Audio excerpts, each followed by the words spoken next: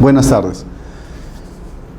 A continuación vamos a iniciar el módulo de independización de predios urbanos y trámite registral. Bien, los antecedentes de la independización y reglamento interno de unidades exclusivas y de zonas comunes son variados, tanto en el extranjero como en el Perú. En el Perú, básicamente, ¿cómo inicia este tema de reglamento interno e independizaciones? Básicamente con los solares que llegaron o se edificaron en la época de la República. Eran pues una especie de casonas, ¿okay?, con un pasaje central, y en ellos tenían múltiples habitaciones.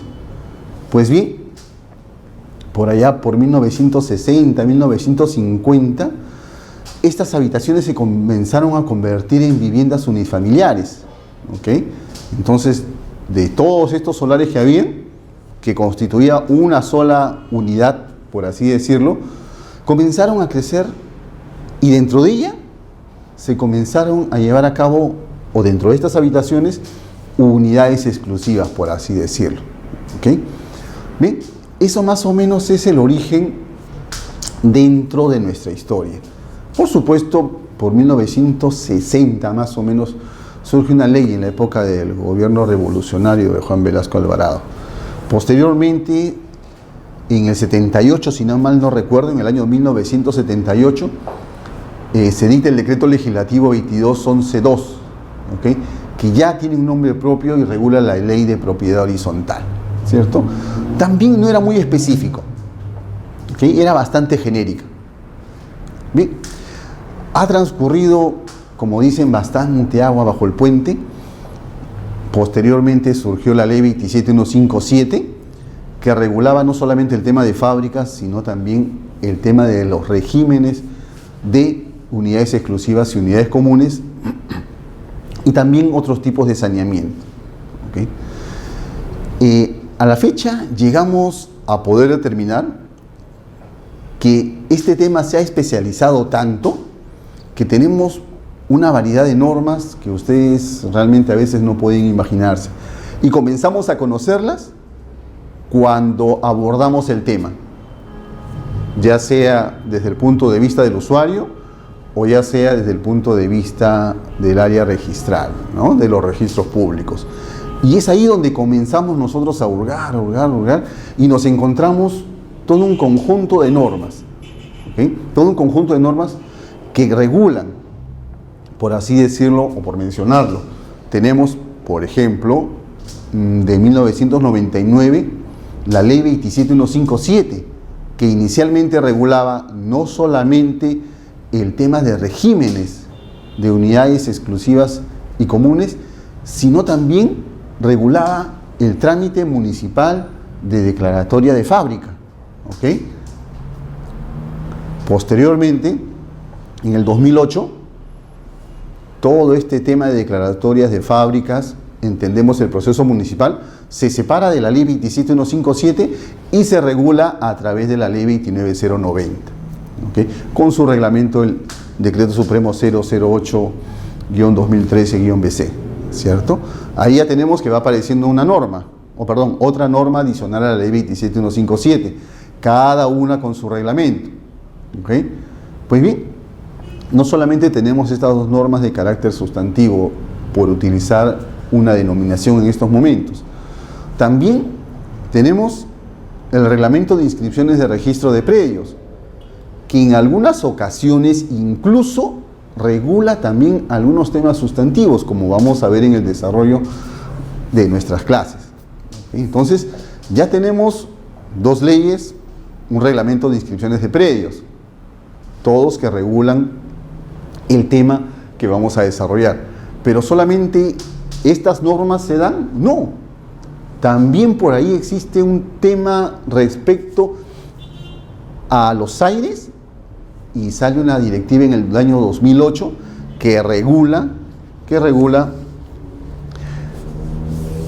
justamente este tema del régimen de propiedad exclusiva y de propiedad común, ¿ok? Ya tenemos por ahí una directiva también que apareció. Pero no solamente nos quedamos ahí, por ahí también aparecen precedentes de observancia obligatoria a nivel registral que regulan e imponen determinada conducta a seguir por parte de los registradores, ¿cierto? Entonces, apreciamos ya nosotros que el árbol cada vez es más frondoso, que el tema cada vez se ha vuelto un tanto más especializado, por decirlo así, ¿ok? Tengan en cuenta algo importante también, con el Código Civil de 1984, solamente en un artículo se remitía a las normas especiales, ¿ok? Nada más, ¿ok? Y eso de normas especiales me imagino que se refería pues al decreto legislativo 22.11.2, ¿cierto? Más o menos esos son los antecedentes históricos respecto a la normatividad que se dio y que a la fecha la podemos nosotros aplicar, ¿cierto? Este es el marco, si se quiere, el marco legal que nosotros tenemos y dentro del cual nos vamos a enfocar. Bien, hecha esta pequeña introducción, nos corresponde a nosotros delimitar cuál es nuestro marco de estudio. ¿Qué vamos a estudiar nosotros? ¿Qué vamos a desarrollar dentro de este marco de independización de predios urbanos y trámite registral? En una primera etapa, en el módulo anterior, habíamos hablado del tema de la subdivisión, ¿cierto? Habíamos enfocado la subdivisión y habíamos hablado también de la declaratoria de fábrica, ¿cierto? A lo mejor un poco la base de la estructura que estamos estudiando, porque la declaratoria de fábrica no solamente se queda con la subdivisión, va un poco más allá. Este poco más allá, disculpen la expresión y los términos, aborda también el tema del reglamento interno e independización, ¿cierto? ¿Por qué decimos esto? Porque en cada tema que nosotros vamos a estudiar, por ahí siempre aparece la fábrica. Siempre aparece la fábrica. De una manera u otra, este tema de la fábrica está relacionado directamente pues con el tema que traemos a colación, ¿ok? ¿Y cómo se da este proceso? Antes de entrar al detalle de cada concepto en particular, establezcamos más o menos el derrotero del cual va a ser el desarrollo de nuestro tema.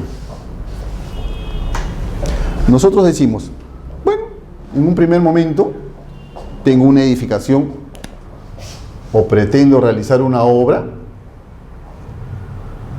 ¿ok? Pretendo realizar una obra, pues bien, ustedes tengan en cuenta un tema importante. Somos un país altamente informal. Primero realizamos la actividad y posteriormente recién queremos regularizar esa actividad. No seguimos un orden cronológico de las cosas, no. A veces comenzamos al revés, por así decirlo. No seguimos el orden biológico que a lo mejor deberíamos seguir, de acuerdo a la naturaleza de los actos. No, empezamos por atrás. Siempre pongo un ejemplo, ¿no? Dentro de nuestra etapa, en nuestro desarrollo biológico, nacemos, ¿cierto? En el momento que nacemos, nuestra partida de nacimiento, ¿cierto? Nos inscribe en el registro de Estado Civil. Nos desarrollamos, 18 años, documento nacional de identidad que acredita que somos mayores de edad. Continuamos nuestro proceso por ahí, algunos, no todos, contraen matrimonio, ¿cierto? Contraen matrimonio, Estado Civil de casado, una nueva etapa. Y el orden de las cosas es que también concluya. Igual biológicamente, pues nosotros fenecemos, vamos a morir, ¿cierto? Es un orden cronológico ordenado. Y lo que te pretendo es transmitir la idea de que igual deberíamos de hacer nosotros con los trámites que tenemos al alcance, porque tenemos normatividad que nos van a regular todos los aspectos en nuestra vida y con relación también al tema de predios, ¿cierto? Sin embargo, como les comenté hace unos momentos, optamos siempre por el tema al revés. Bien, veamos. Como les digo, vamos a nosotros a iniciar un esquema genérico y de ahí entramos al desarrollo de nuestro tema. Tenemos una edificación, ¿cierto? Construimos o realizamos una obra. Esta puede ser unifamiliar, ¿cierto? O multifamiliar, ¿cierto? Que tiene varias unidades exclusivas. Toda una edificación dentro del cual tiene diferentes unidades de vivienda o de comercio. Pues bien, tenemos nuestra edificación. Hasta ahí no hay ningún problema. Pues bien, ¿cuál es el paso inmediato? El paso inmediato es, yo ya tengo mi edificación y resulta que ahora quiero, por ejemplo, transferir cada una de esas unidades. Perfecto.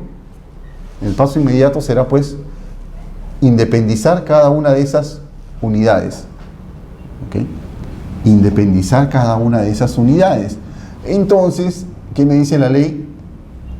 Pues bien, si usted va a independizar esas unidades, todo esto tiene que estar sujeto a un reglamento interno. ¿Ok? A un reglamento interno. Pues bien, el paso inmediato entonces, luego que yo tenga mi edificación, es constituir mi reglamento interno.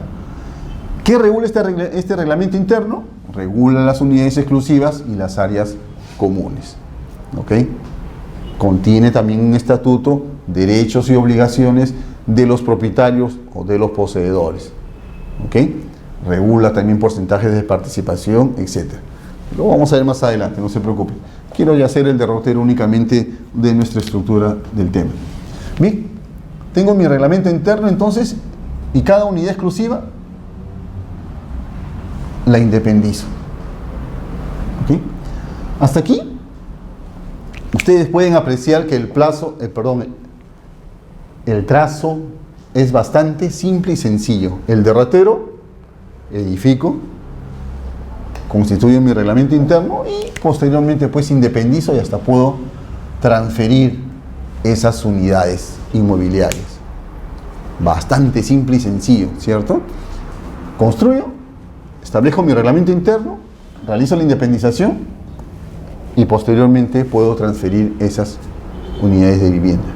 Pues bien, este camino desde la edificación hasta la independización, lo que aparece en la pizarra como un proceso bastante llano, bastante simple, bastante sencillo, vamos a ver que en la realidad comienza a tener una serie, por así decirlo, de vértices, mediante el cual necesariamente tenemos que recurrir a todas las normas de las cuales hemos mencionado para poder iniciar este trámite y poder concluirlo con las independizaciones o transferencias. ¿Okay? Que si nosotros lo seguimos dentro de la vía regular, a lo mejor lo vamos a hacer en un plazo bastante corto. Fábrica, trámite municipal, constitución de reglamento interno, no interviene ninguna autoridad, es un documento eminentemente del propietario o de los propietarios, y la independización pues que la tramitamos o se lleva a cabo a nivel de registros públicos. ¿Ok? Bien, como les repito, a grandes rasgos, esto es lo que vamos a estudiar. ¿Ok? Pero ¿qué pasa por el camino? ¿Qué pasa por el camino en cada una de las etapas que aquí en la pizarra se aprecian bastante cortas? Vamos a apreciar que a veces este camino tiene baches y curvas que nos hacen que nuestro proceso comience a tener dificultades, por utilizar un término. ¿Okay? Comience a tener dificultades. Entonces, para eso estamos acá, para ver cómo nosotros vamos a poder sortear esas dificultades aplicando las normas que tenemos. ¿Ok? Aplicando las normas que tenemos. Porque todo ese proceso previamente ya está estructurado, ya se encuentra estructurado dentro de las normas que hemos mencionado. ¿Ok? Sin más preámbulo, entonces, comencemos nuestro estudio con un tema preliminar que nos sirve y nos va a servir siempre para el desarrollo de estos temas relativos a predios. Comencemos con un tema que a lo mejor lo repetimos frecuentemente, pero siempre vamos a encontrar un detalle importante dentro de esto. ¿Okay?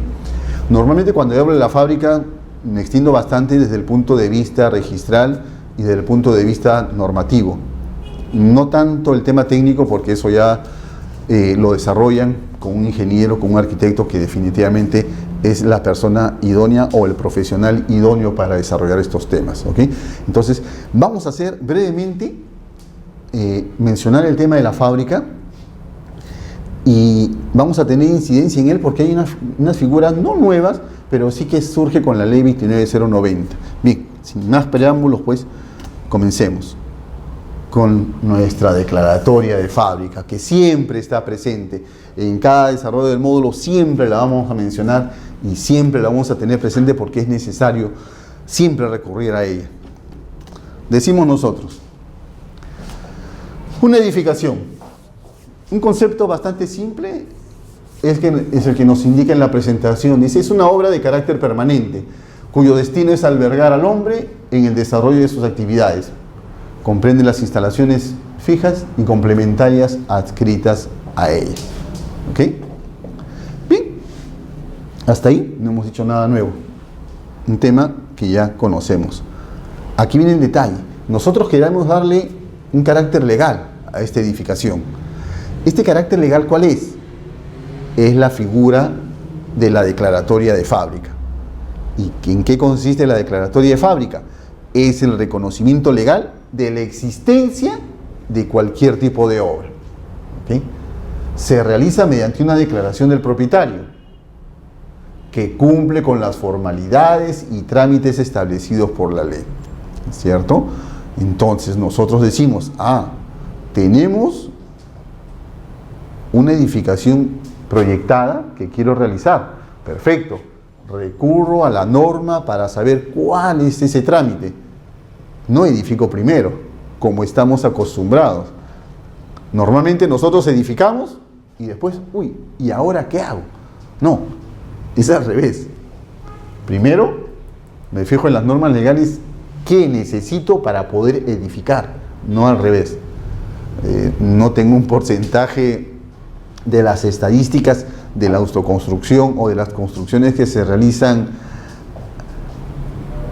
sin haber realizado ningún trámite municipal, pero realmente es alto y realmente en aplicación de la ley 27157 en vía de regularización, sin temor a equivocarme, yo diría que es de 7 a 3. Es decir, de cada 10 fábricas que se pretenden registrar, diría yo que 7 son en vía de regularización y 3 son por trámite regular, por trámite municipal. Imagínense la proporción. Y esta ley 27157 data de 1999. Estamos 2016. Han transcurrido 17 años y todavía seguimos regularizando con esta norma. Parecería una puerta abierta, pero bueno, está la norma y están las obligaciones y los deberes que tiene en su momento, ya lo vamos a ver, el verificador. ¿Ok? Por el momento, tenemos pues que nuestra declaratoria de fábrica es el reconocimiento legal de la existencia de cualquier tipo de obra. Se realiza ¿cómo? Mediante una declaración del propietario, cumpliendo las formalidades y trámites establecidos por la ley. ¿Cuál ley? La ley 29090. Más adelante la vamos a seguir mencionando. ¿Solamente el propietario lo puede solicitar? No. Vamos a ver más adelante quiénes son los que pueden solicitarlo. El término de fábrica es un término bastante genérico. Dentro de este concepto nosotros encontramos otros, dentro de los cuales por supuesto se incluyen.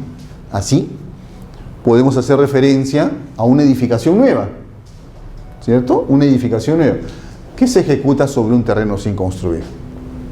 Terreno, no hay ninguna edificación, realizamos una edificación nueva y posteriormente declaramos la fábrica que se realizó sobre ella, la edificación que se realizó sobre ella. Sobre la fábrica existente podemos ampliarla, ¿cierto? 1 o 2 niveles, pues ahora quiero que crezca y puedo edificar un tercer o cuarto piso, ¿cierto? Puedo también remodelarla, que es una modificación total o parcial. del tipo o estilo arquitectónico.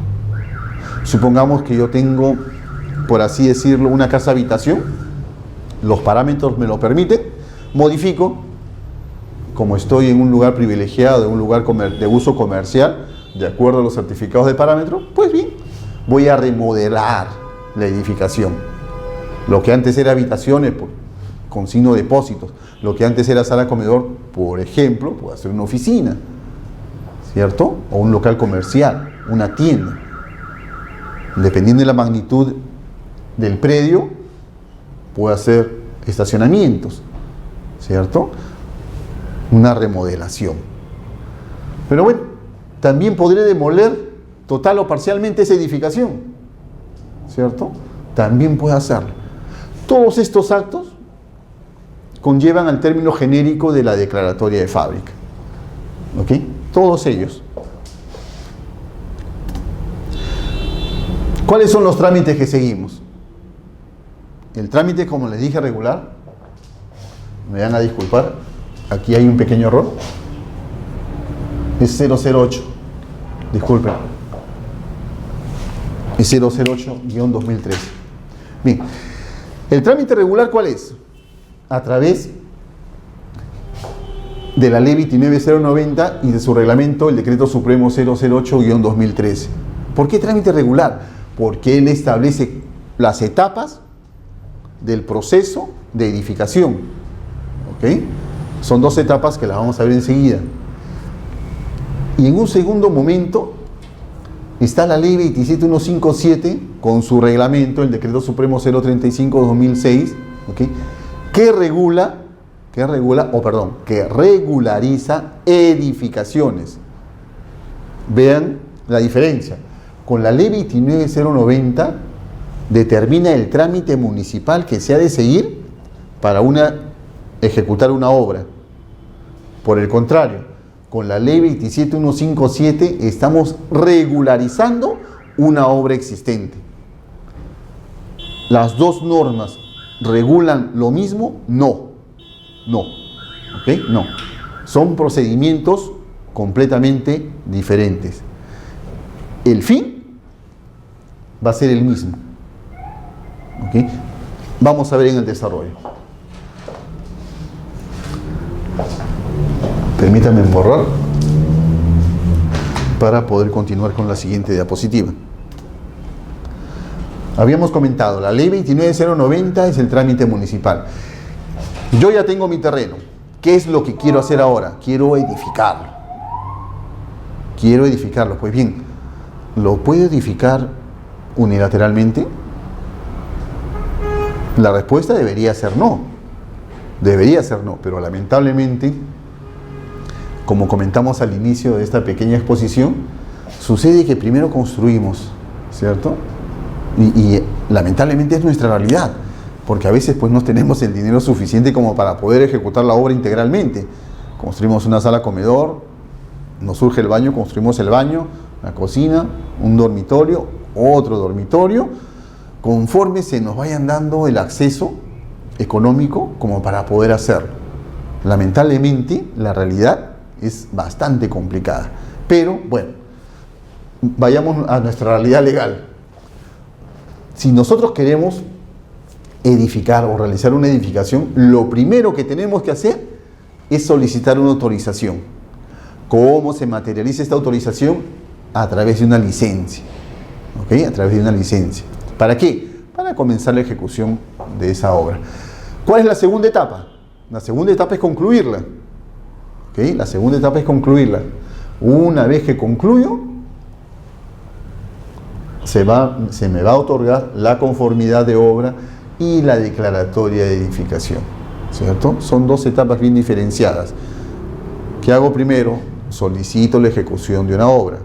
Una vez que la he concluido, conformidad de obra y declaratoria de edificación.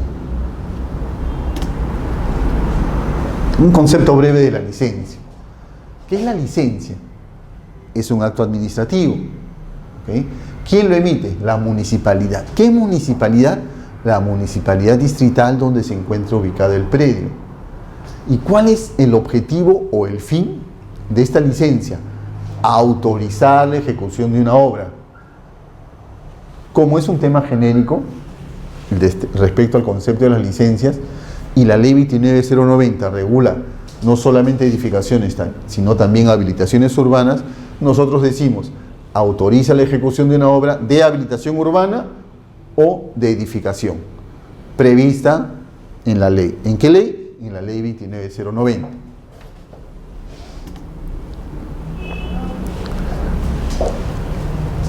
Les pido que acá tengan bastante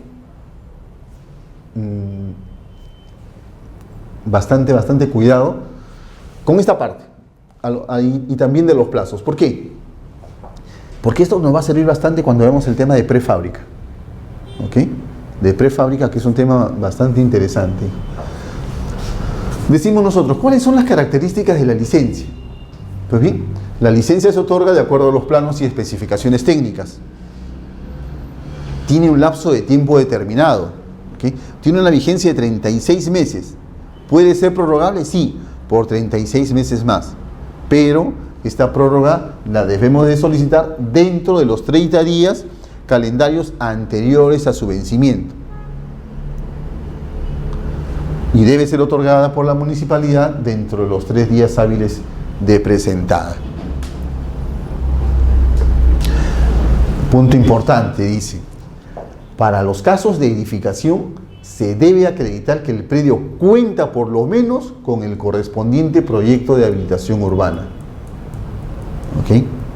Para que se me otorgue la licencia, es necesario que donde se encuentre ubicado el predio, por lo menos tenga aprobado el proyecto de habilitación urbana. ¿Ok? Segundo, no solamente eso. La inscripción registral individualizada de un predio urbano es requisito indispensable para el otorgamiento de conformidad de obra. Ojo, la primera parte nos dice, ¿te puedo otorgar la licencia? Sí. ¿Qué necesito? Basta únicamente un proyecto de habilitación urbana. En sentido contrario, ¿podré solicitar una licencia de un predio que no tiene ni siquiera aprobado el proyecto de habilitación urbana? La respuesta es no. La respuesta es no. ¿Por qué hago hincapié en este tema? Quiero hacer un comparativo con la ley 27157 y que ustedes reflexionen en el sentido de la segunda parte. ¿Por qué? Porque la segunda parte, vean, me dice, la inscripción registral individualizada de un predio urbano es requisito indispensable para el otorgamiento de conformidad de obra. ¿Qué quiere decir? Que si yo no logré obtener la conformidad de obra de esa habilitación urbana, en otras palabras, concluir con el trámite de habilitación urbana, no se me va a poder entregar la conformidad de obra de edificación. Tema interesante. ¿Por qué digo yo tema interesante? Porque si hacemos un comparativo con la ley 27157, nuestra famosa ley de regularización, ¿ustedes creen que nos piden estos aspectos? No. O sea, ¿cuál es la diferencia? ¿Cuál es la diferencia? Porque el objetivo al final es el mismo. ¿Cuál es la diferencia, me pregunto yo, de la ley 27157 con la ley 29090 para poder otorgar ese reconocimiento legal a la declaratoria de fábrica? ¿Por qué digo esto? Porque con la ley 29090, miren ustedes lo que nos están solicitando para poder entregarnos la conformidad de obra. ¿Qué pasa con la ley 27157? Nos dice dos requisitos: que el predio se encuentre en zona de expansión urbana, ¿ok?, y que la edificación haya sido realizada antes del 21 de julio del año de 1999. En zona de expansión urbana. He buscado en el Reglamento Nacional de Construcción y en el Reglamento Nacional de Edificaciones qué entendemos por este tema de expansión urbana, y las ideas no son muy claras, que digamos. no son muy claras y por eso no me atrevo a dar un concepto. Sin embargo, a nivel de tribunal registral nos indican que es una zona de expansión urbana y que esto lo podemos acreditar con el certificado de parámetros urbanísticos o con un certificado de zonificación y vías. Yo me pregunto, ¿la normatividad no es la misma para todo? ¿Acaso no sería también necesario que cuando yo regularizo una fábrica con la ley 27157, también acaso no sería indispensable que por lo menos el lugar, la zona donde está ubicado el predio, tenga mínimamente un proyecto de habilitación urbana aprobado? Que registralmente, para poder admitir la inscripción de esa edificación, ¿no sería obligatorio, necesario que tengamos registralmente individualizado ese predio a nivel de una partida registral? Desde mi punto de vista, sí. Desde mi punto de vista, sí. Más adelante, cuando estemos en el tema de ver los casos especiales o casos particulares que se dan con motivo del desarrollo de nuestro tema, vamos a ver ahí la diferencia de la exigencia de la normatividad. ¿Por qué acá sí? ¿Por qué con la 27157 es tan permisivos y con la ley 29090, que es un trámite regular, por así denominarlo, un trámite formal, un trámite municipal, se es más riguroso? Está bien, nosotros podemos decir, se encuentra en zona de expansión urbana, perfecto, pero, está bien, pues mínimamente debería existir también esos requisitos. ¿Por qué lo digo? Porque esta ley ya se ha vuelto demasiado permisiva, porque a veces tengo un terreno de 30.000, 40.000 metros cuadrados y declaro una fábrica de 60 metros cuadrados. Y en algunas ocasiones a lo mejor sería bueno revisar algunas resoluciones del tribunal registral, se han inscrito, lo cual nos permite a lo mejor hacer un comentario, ser un poco críticos en este tema, ¿okay? Pero creo yo que deberíamos tratar nosotros, pues, de establecer estos temas para la aplicación de ambas normas, ¿okay?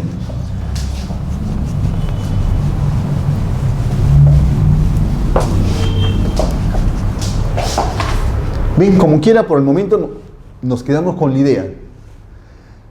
La vigencia de nuestra licencia son 36 meses. Prorrogable, sí, por única vez. 12 meses adicionales. Requisito para solicitar la prórroga, solicitarla dentro de los 30 días calendarios antes de su vencimiento. ¿Ok? Me la conceden, la norma dice que deberían. ¿Ok? Dentro de los 3 días hábiles de presentada. Yo la presento y la municipalidad tiene 3 días para poder otorgarme esa prórroga. ¿Okay? Le vuelvo a reiterar, grabémonos este tema porque va a ser interesante cuando veamos el tema de la prefábrica. ¿Quiénes pueden solicitar la licencia? Los propietarios, usufructuarios, superficiarios, concesionarios, titulares de una servidumbre, de una afectación en uso, o quien cuente con derechos ciertos para llevar a cabo obras de edificación. De hecho que sí, el usufructuario tiene derecho a usar, gozar, disfrutar el bien. Una forma de disfrutarlo es edificando. El superficiario con mayor razón, ¿cierto? ¿Por qué? Porque él tiene justamente el derecho de poder edificar sobre el suelo o subsuelo, ¿cierto? Entonces también puede solicitarlo. ¿Okay? Y también en otras figuras que estamos mencionando. En términos generales, nosotros decimos el titular de la licencia es cualquier persona natural o jurídica, pública o privada, sean estas asociaciones de vivienda o provivienda, cooperativas de vivienda, urbanizadoras, habilitadoras y toda forma de organización de persona jurídica con o sin fines de lucro. ¿Okay? Ojo, hasta acá estamos hablando únicamente del trámite municipal. No nos estamos involucrando todavía con el trámite registral del proceso de inscripción. Ese es otro tema, que si lo vemos a lo mejor desde el punto de vista de solicitante, decimos, uy, qué complicado es este tema. Pero continuemos para que no se nos vuelva tan complicado y sepamos nosotros cómo digerir todo esto. Existen diferentes procedimientos administrativos para una edificación, para que se nos otorgue la licencia. Solo de manera genérica, no es nuestro tema desarrollar más esto, porque ya en su momento, ya me imagino que se ha estudiado y en el anterior módulo también lo hemos mencionado. En todo caso, nosotros decimos, de acuerdo a la magnitud de la obra, se va a adoptar un tipo de modalidad. ¿Okay? Nosotros encontramos en la Ley 29.090 4 modalidades: A, B, C y D. Interesante, ¿no? 4 modalidades, dependiendo, repito, de la magnitud de la obra. Por ejemplo, en el caso de modalidad A, ¿qué se tramita bajo esta modalidad? Los predios unifamiliares que tengan hasta 120 metros cuadrados de área construida, o se realicen ampliaciones sobre esa fábrica de hasta 200 metros cuadrados. Ojo, es decir, que lo edificado más la ampliación que se realice tenga como tope máximo 200 metros cuadrados para poder aplicar la modalidad A. Otros casos también, realizar cerco de más de 20 metros de unidades que no se encuentren sujetas a régimen de propiedad exclusiva y propiedad común. ¿Okay? También demoliciones, siempre y cuando estas no sean de más de 5 pisos y no se utilicen explosivos. ¿Okay? Esta es la primera modalidad de obtener una licencia, la más simple y la más sencilla, si se quiere. Conforme a la magnitud de la obra, los requerimientos también se van modificando, o los requisitos van aumentando, van en aumento. En el caso de la modalidad B, por ejemplo, ya tenemos que varía. La magnitud de esta obra ya es diferente. Nos dice para predios unifamiliares o multifamiliares no mayores de 5 pisos o hasta 3.000 metros cuadrados de área construida, igual para quintas o condominios, o para realizar cercos de inmuebles que se encuentren sujetos a régimen, o ampliaciones también, siempre y cuando la edificación mantenga el uso residencial. Vean ustedes cómo la magnitud del agua va creciendo y las dificultades, no digamos dificultades, pero sí requisitos van en aumento. La modalidad C, ya la edificación y la magnitud es mayor, ¿cierto? Ya no estamos hablando pues de una unidad de vivienda unifamiliar ni de una unidad de vivienda multifamiliar de 5 pisos. Ya estamos hablando de temas mayores. Edificaciones multifamiliares mayores de 5 pisos y con más de 3.000 metros cuadrados construidos. Viviendas multifamiliares, quintas o condominios. Y en el caso también pues de centros comerciales o centros de esparcimiento que tengan más de 30.000 metros cuadrados de área construida. ¿Ok? Centro para los espectáculos de hasta 20.000 ocupantes. Demoliciones ya con el uso de explosivos. Y por último la modalidad D, ¿cierto? La modalidad D, ya la magnitud aquí es una obra realmente pues de volumen mayor, para locales comerciales, culturales, industrias, centro de diversión, sala de espectáculos que tengan más de 30.000 metros cuadrados de área construida. ¿Okay? Perdón. Centros de esparcimiento y locales también que alberguen más de 20.000 ocupantes. Colegios, centros de salud, centros hospitalarios, hoteles, centros de abastecimiento de combustible, etc. ¿Okay? Entonces, dependiendo de la magnitud de la obra, nosotros decimos los requisitos y las modalidades varían para obtener mi licencia. Como les digo, es un recordar para saber cómo se da nuestra figura. ¿Por qué? Porque en todo ello nosotros posteriormente vamos a ejecutar ¿qué? Nuestro reglamento interno. Bien, hablamos nosotros inicialmente cuando estábamos conversando el tema de la fábrica de la licencia, ¿cierto? Que era la autorización para el inicio de la ejecución de la obra. Y un segundo, o la segunda etapa, era, una vez concluida nuestra obra, ¿qué documento se nos otorgaba? La conformidad de obra y declaratoria de edificación. Pero aparece en el medio la figura justamente que les estaba mencionando, la predeclaratoria de fábrica. Si la memoria no me es infiel, esta predeclaratoria de fábrica surge con la ley 29090. ¿Okay? Es, por así decirlo, una figura relativamente nueva. Predeclaratoria de fábrica, pero caramba, ¿en qué consiste esta predeclaratoria de fábrica? He tratado de buscar por ahí algún concepto como para poder brindarles y decirles, esto es la predeclaratoria de fábrica, pero honestamente no lo he encontrado. ¿Qué podemos decir entonces? Antes de que concluya la fábrica. Pero ¿cuál es el objeto? ¿Cuál es la finalidad de una predeclaratoria de fábrica? Si supuestamente mi proceso se inicia con la licencia y concluya con la conformidad de obra y declaratoria de edificación. Yo creo que el tema, desde mi punto de vista muy particular, por supuesto, va por un lado comercial. ¿Ok? No sé, me imagino que alguno de ustedes ha tenido curiosidad o han tenido la experiencia, a lo mejor, de comprar un departamento sobre una maqueta. Y lo primero que les indican, ya tenemos la licencia. O sea, tenemos la autorización para la ejecución de la obra. Sobre eso le muestran a ustedes los planos de un edificio de 10, 20, 25 pisos. Y usted dice, muy bien, yo quiero comprar ese departamento del cuarto piso, que todavía no está construido. Pero existe la licencia, existe la autorización del proyecto y cómo se va a ejecutar. ¿Concluyó la obra? No, no ha concluido la obra. Pues bien, yo creo que viene, les reitero, desde el punto de vista comercial. ¿Por qué? Porque esta predeclaratoria de fábrica me va a permitir, les prometo que más adelante lo vamos a desarrollar con mayor amplitud, pero es necesario mencionarlo en estos momentos, me va a permitir inscribir el pre-reglamento interno y la pre-independización de esas unidades. Interesante, ¿cierto?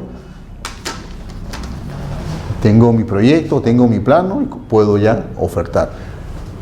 Ustedes saben que nosotros, para poder comprar una unidad exclusiva, necesitamos tener cierta certeza, ¿cierto? Y sobre todo cuando compramos en plano. Entonces suena, les reitero, punto de vista muy personal, suena más convincente que nosotros tengamos una predeclaratoria de fábrica y la unidad que voy a comprar se encuentre preindependizada, ¿cierto? Se encuentre preindependizada. ¿Por qué? Porque ya sé más o menos las características físicas de esa unidad: área ocupada, techada, perímetro, medidas y colindancias, ¿cierto? Entonces, desde ese punto de vista, pues, aparece esta figura de la predeclaratoria de fábrica. ¿Ok? Les reitero, desde un punto de vista bastante del tema del desarrollo mobiliario y desde el punto de vista comercial. ¿Por qué comercial? ¿Por qué comercial? Porque definitivamente el constructor o el propietario que está edificando va a contar con más solvencia económica para poder concluir esa obra. ¿Bien? Espero que tengan la idea clara. Entonces, ¿qué es una predeclaratoria de fábrica? Es la figura que aparece entre la licencia y la conformidad de obra y declaratoria de edificación. ¿Cuál va a ser el requisito indispensable entonces para que proceda esta predeclaratoria de fábrica? Que la obra no se encuentre concluida, ¿cierto? Que la obra no se encuentre concluida. ¿Por qué? Porque si ya está concluida, ¿para qué queremos una predeclaratoria de fábrica? Bastará únicamente con la conformidad de obra y la declaratoria de edificación, porque la obra ya está concluida. Perfecto. Mantengamos entonces por el momento este tema de la predeclaratoria de fábrica. Tengan en cuenta que que esta figura no solamente es desarrollada por la Ley 29090, sino también en su momento, cuando veamos el trámite de registral, dentro de ese proceso de calificación, también aparece esta figura. ¿Ok? También aparece esta figura. Que no se da frecuentemente, pero que se da. Tiene un aspecto legal, ¿ok?, desarrollado. Dice, predeclaratoria de edificación o de fábrica, como hemos mencionado. Dice, los propietarios pueden solicitar al registro la anotación preventiva de la predeclaratoria de fábrica. Se podrá solicitar ¿ante quién? Ante la municipalidad. ¿Qué municipalidad? Distrital. ¿Qué municipalidad distrital? La municipalidad distrital donde se encuentre ubicado el predio. La predeclaratoria de edificación procede en cualquiera de las modalidades de aprobación contempladas en la ley. A, B, C o D. En cualquiera de ellas yo puedo solicitar la predeclaratoria de fábrica. Entonces nosotros decimos, ¿procede también en el caso de predios unifamiliares? Por supuesto. ¿Ok? También procede en el caso de predios unifamiliares. No solamente multifamiliares, como hemos puesto el ejemplo. Dice, en estos casos el propietario puede solicitar al registro de predios la anotación preventiva de la predeclaratoria de edificación. ¿Cuánto tiempo tiene de vigencia? Un año. ¿Ok? Tiene de vigencia un año. Y acá viene el punto importante. Cuando se trate de edificaciones donde coexistan unidades inmobiliarias de propiedad exclusiva y de propiedad común, y bienes y servicios comunes, necesariamente se tendrá que inscribir el prereglamento interno y la preindependización. ¿Okay? Necesariamente se tendrá que inscribir. Hay un comentario que justamente viene a colación y creo que vale la pena mencionarlo. ¿Por qué la ley me impone, desde mi punto de vista, una obligación? ¿Okay?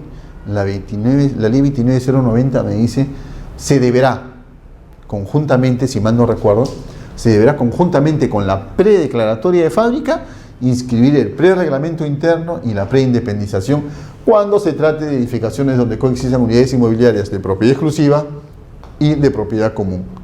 ¿Por qué? Justamente el por qué era el que les comentaba. Yo, propietario, quiero inscribir la prefábrica y se encuentra inmerso dentro de algún régimen, o mejor dicho, existen unidades inmobiliarias de propiedad exclusiva y de propiedad común. Pues bien, si usted quiere inscribir la prefábrica y se trata de una modalidad o la edificación tiene estas características, pues necesariamente, dice la norma, la 29090, artículo 29, si mal no recuerdo, deberá inscribir también el prereglamento interno y la preindependización. Quiere decir que vamos a tener una partida sujeta a régimen preindependizada. Por el momento nos quedamos con este concepto. No quiero tampoco avanzar tanto. En su momento vamos a ver ya cuáles son todas estas características cuando manejemos el tema de la inscripción. Por el momento tenemos la parte sustantiva. ¿Ok? Tenemos la parte sustantiva.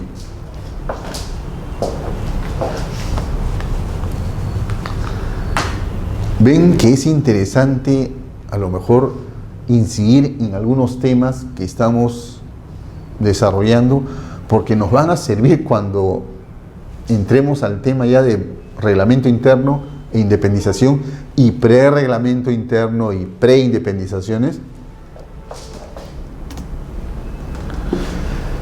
¿Cuáles son los requisitos para mi predeclaratoria de fábrica? Dice, en caso de que el administrado requiera solicitar predeclaratoria de edificación en cualquiera de las modalidades de aprobación, se deberá presentar la sección del FUE correspondiente al anexo C, predeclaratoria de edificación, debidamente suscrito y portificado. En el caso que el titular del derecho a edificar sea una persona distinta a quien inició el procedimiento de edificación, deberá presentar los documentos señalados en los literales B y C. ¿Y a qué hace referencia esos literales?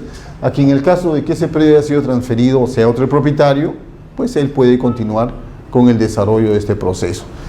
Y en el caso del literal C, es cuando se trata de personas jurídicas, para que actúe el representante legal de ella.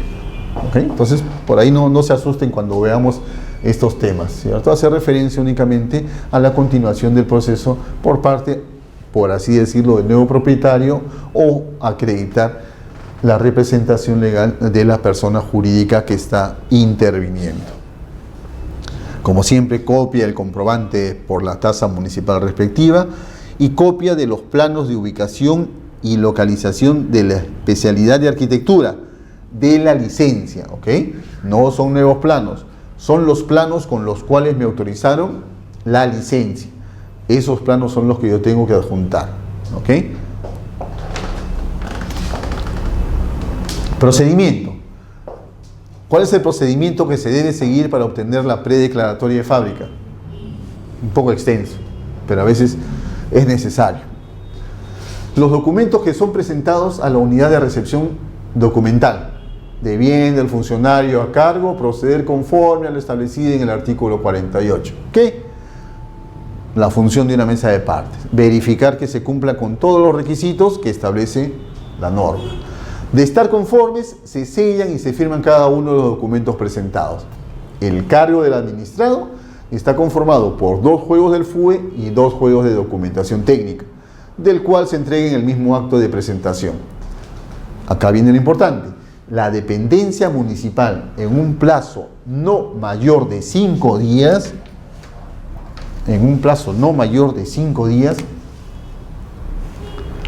hábiles, verificará que la obra no haya culminado. ¿Ok? Verificará que la obra no haya culminado. Claro, es lógico porque lo que pretendemos es inscribir una predeclaratoria de fábrica. Entonces, la dependencia municipal tiene un plazo no mayor de 5 días hábiles. ¿Para qué? Para verificar que las obras no hayan culminado. Continúa. La correspondencia y la información presentada y emitirá el informe respectivo, debiendo extender la predeclaratoria de edificación correspondiente, para lo cual debe sellar y firmar los planos presentados, así como el anexo C, predeclaratoria de edificación del FUE, un formulario adicional. Esto en cuanto se refiere al trámite municipal. Cuando veamos el proceso de inscripción de la predeclaratoria de fábrica, vamos a ver que los requisitos varían de acuerdo a la modalidad, solamente como atingencia, ¿ok? Entonces, la dependencia municipal tiene un plazo determinado, ¿para qué? Para verificar que la obra no haya culminado. Y la pregunta surge, ¿qué pasa si no hay pronunciamiento? ¿Qué sucede si transcurrido el plazo previsto de 5 días no ha emitido a la municipalidad un pronunciamiento? Pues aquí podemos nosotros aplicar la figura del silencio administrativo positivo. ¿Ok? La figura del silencio administrativo positivo. La pregunta es, ¿tendrá que haber transcurrido únicamente los 5 días o necesito yo un plazo adicional a estos 5 días? La respuesta la encontramos en la Ley de Procedimientos Administrativos, mediante la cual establece que son 5 días adicionales que se deben de tomar en cuenta para que la municipalidad pueda notificar su decisión. Decimos nosotros entonces, tenemos 5 días que la municipalidad, 5 días dentro de los cuales la municipalidad debe emitir la predeclaratoria de fábrica. Si no lo hace dentro de este lapso de tiempo, ¿qué espero yo? 5 días adicionales. ¿Para qué? Son 5 días que tiene la municipalidad para poder notificar su decisión. ¿Okay? Dice la segunda parte, los administrados podrán presentar una declaración jurada ante la propia entidad que configuró dicha aprobación ficta con la finalidad de hacer valer su derecho o el derecho conferido ante la misma o terceras entidades de la administración, constituyendo el cargo de recepción de dicho documento prueba suficiente de la resolución aprobatoria ficta de la solicitud o trámite iniciado. ¿Ok? Encontramos otro requisito más: 5 días para que la municipalidad se pronuncie, 5 días adicionales para que la municipalidad notifique su decisión. Son 10 días hábiles que nosotros esperamos. Si después de estos plazos la municipalidad no cumplió con emitir ningún pronunciamiento, nosotros podemos presentar una declaración jurada ante la entidad para que se configure la aprobación ficta, la aprobación de hecho de esa predeclaratoria de fábrica. ¿Ok? Igual, con todos estos documentos, ¿son susceptibles de poder inscribir mi predeclaratoria de fábrica a nivel de registros públicos con mi predeclaratoria de fábrica, con silencio administrativo positivo? Sí, sí, lo vamos a ver también en su momento. Tengan en cuenta que por ahora estamos viendo la parte sustantiva. ¿Ok? La parte sustantiva importante para el desarrollo de nuestro prereglamento interno. Bien, si queremos tener un gráfico de esta parte, acá lo tenemos. Recepción del expediente, ¿ok? Verificación. En el mismo acto que lo estamos presentando, el funcionario verifica si se ha cumplido con toda la documentación que se exige. No el fondo, sino que se haya cumplido con la documentación. Llámese formulario o anexo C, llámese planos de arquitectura y plano de ubicación. Sí, puede observarlo, ¿ok? Puede observarlo. Y el solicitante o el administrado tiene un plazo de 2 días para subsanarlo. Si no subsana, se tiene por no presentada la solicitud. ¿Ok? Si subsana, se firma, se sella, firma el FUI y se folea. Y reiteramos el plazo. Se da el plazo 5 días, recién a partir de ese momento, para que se pueda otorgar la prefábrica. ¿Ok? Transcurrido ese plazo, ya sabemos lo que procede. Podemos aplicar nosotros el silencio administrativo positivo.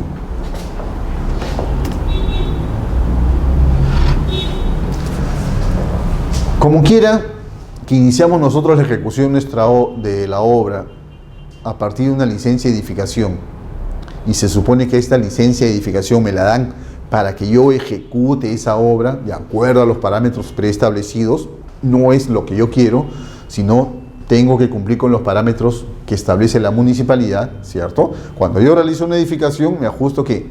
A los parámetros urbanísticos y edificatorios. Yo quiero construir un edificio de 10 pisos. El certificado de parámetros me indica, dentro de esta zona, solo 3 pisos. Área libre mínima, 30%. También tengo que cumplir. Retiro municipal, X metros cuadrados, X metros lineales, ¿cierto? Entonces, número de estacionamientos de idéntica forma. Entonces, el tema de la licencia es justamente aprobar ese proyecto y que ese proyecto cumpla con los parámetros preestablecidos por la municipalidad distrital.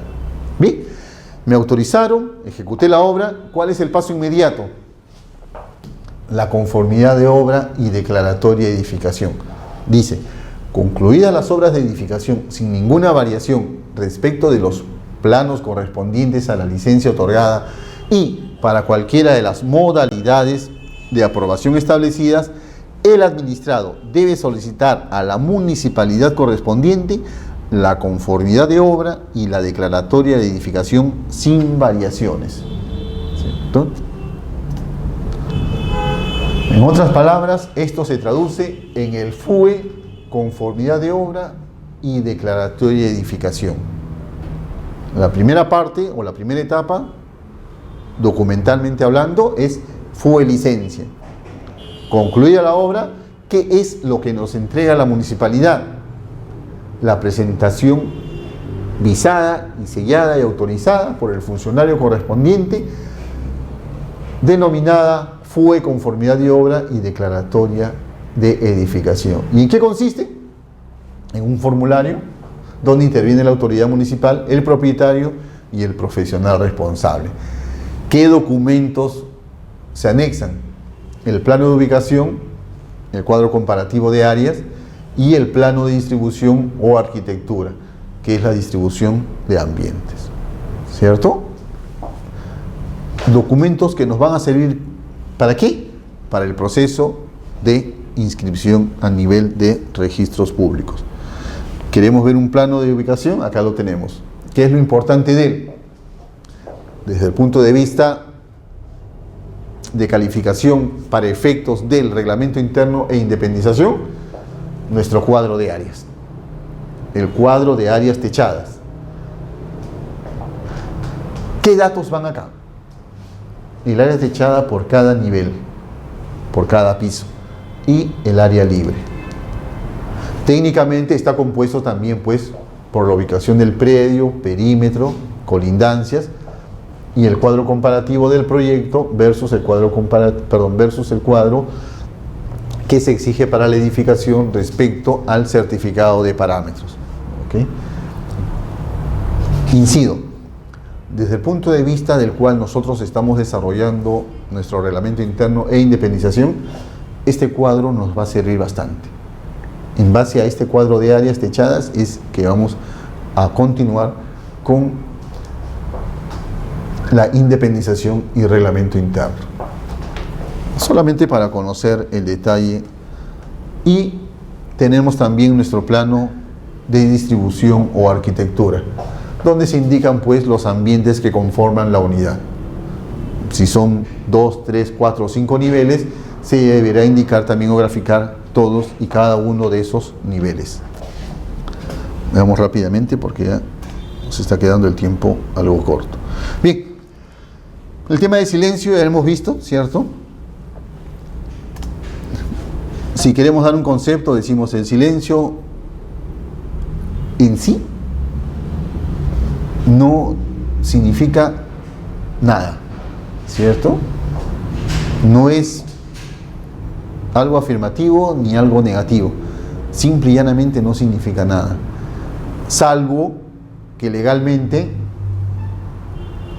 implique o la ley le atribuya alguna calidad, como en este caso. El Código Civil hace referencia al silencio y dice: el silencio importa manifestación de voluntad cuando la ley o el convenio le atribuyen ese significado. Ejemplo, silencio administrativo positivo que se ejecuta para los procedimientos en la ley 29090, ¿cierto? ¿Por qué? Si la municipalidad no cumplió con realizar el procedimiento o los actos a los cuales está obligada, aplica una sanción la norma, ¿cierto? Se da una resolución ficta, de hecho, de que se llevó a cabo. Si queremos un concepto, podemos decir, ¿no? El silencio, en un sentido lato, no es manifestación voluntad, ni expresa, ni tácitamente, nada. No exterioriza nada. Consiste en una abstención en cuanto a dar a conocer la voluntad interna por cualquier medio, no siendo aplicable el aforismo el que calla otorga, y por tanto no se puede considerar su silencio ni siquiera como una voluntad presunta. Ya hemos hablado del silencio administrativo positivo, ¿cierto? La inacción, el no actuar de la administración pública en los supuestos señalados por la ley, en el caso de nosotros, la ley 29090, hace que la petición del administrado sea aprobada. Dice, en esta hipótesis se presume por mandato de la ley que la administración pública ha respondido afirmativamente a la petición planteada en todas sus consecuencias con todas sus consecuencias jurídicas. Pasemos rápidamente. El segundo aspecto, la ley 27157, la que estábamos comentando y un poquito criticando, porque ya un año más, si no me equivoco, ya cumple la mayoría de edad y todavía se sigue aplicando, ¿cierto? Les comenté que es del julio de 1999, ¿ok? Julio de 1999. Bien, rápidamente.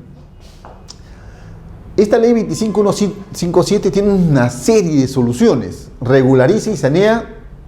Si ustedes la han leído con calma, habrán visto, sanea titularidad, ¿ok? Regulariza fábricas, regulariza unidades exclusivas y zonas comunes, ¿ok? Y establece los regímenes de independización y copropiedad y unidades exclusivas y propiedad común, ¿cierto? O sea, si ustedes la ven con detenimiento, realmente es una ley que nos sirve para solucionar y sanear bastantes problemas, ¿ok? Pero como siempre digo, o sea, no podemos una ley que debería tener un carácter temporal tener ya tanta vigencia. Creo yo que ya se merece un corte, pero bueno, mientras que esté vigente tenemos que cumplirla y acatarla.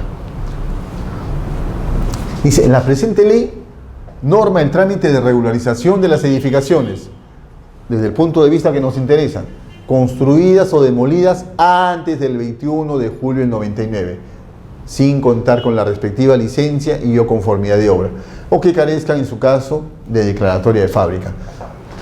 ¿Qué diferencia encontramos? O una primera diferencia con la ley 29090, que aquí no estamos pidiendo autorización, no estamos pidiendo licencia para ejecutar la obra. Ya la obra se ejecutó, ya la ejecutamos. Es más, nos dicen, para poder aplicar esta norma, tu edificación debe haber concluido antes de la fecha indicada. Para cualquier predio, no. Solamente que es para predios que se encuentren en zona urbana o en zona de expansión urbana. Reitero, un tema bastante complejo en cuanto no tenemos el concepto definido de lo que es expansión urbana, ¿okay? Pero en todo caso, la norma lo expresa así. ¿Quiénes intervienen? Interviene el notario y el verificador y por supuesto el propietario. Pero acá estamos indicando los profesionales que intervienen dentro de este proceso de regularización. Rápidamente, el verificador responsable. ¿Quién es el verificador responsable? O un arquitecto o un ingeniero civil colegiado. Nada más. Solo ellos. ¿Qué requisito indispensable? Que esté inscrito en el índice de verificadores a cargo del registro de predios. ¿Okay? Él es el profesional quien bajo su responsabilidad organiza y tramita el expediente de regularización.